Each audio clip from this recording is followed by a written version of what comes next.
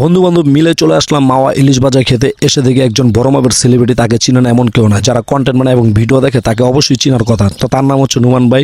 সে প্রতিনিয়ত আমাদের বিনোদন দিয়ে যাচ্ছে, তার প্রতিটা ভিডিও আমার দেখার মতন লাগে। আমার চোখে সে একজন ভালো অভিনেতা। তো তার প্রতিটা ভিডিও মানে দেখার মতন, খুব বিনোদন সহকারে দেখে অনেক মজা পাই।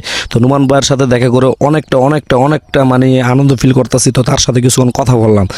তো কথা বলে মানে বুঝতে পারলাম সে একজন বড় মাপের মানে ভালো মনের মানুষ। তো তার সাথে কথা বলে অনেকটা মানে ভালো লাগলো। তো তার সাথে পরিচিত আরও ঘনিষ্ঠ হলাম। বললাম ভাই, আমরা গাজীপুর থেকে আসলাম ইলিশ ভাজা খেতে, তো আপনার কি অবস্থা ভাই? তো ভাইয়ের কাছে জিজ্ঞাসা করলাম, ভাই ইমরান ভাইয়ের খবর কি? ইমরান ভাই বলে ওপারে, মানে নদীর এপার আর ওপারে। তো অনেকক্ষণ কথা বলে অনেকটা মানে আনন্দ ফিল করলাম এবং ভালোবাসা আদান প্রদান করলাম। তো ভাইয়ের সাথে পরিচিত হয়ে অনেকটা ভালো লাগলো। রুমান ভাইয়ের পাগলা ভক্তদের আমি একটু দেখতে চাই, আমার মতন কারা কারা রুমান ভাইকে অতিরিক্ত ভালোবাসে একটু বলবেন। আমি রুমান ভাইয়ের এক ভিডিও 3-4বারও দেখে ফেলি, কারণ তার প্রতিটা ভিডিও মানে বিনোদন সহকারে অনেক মজা পাই।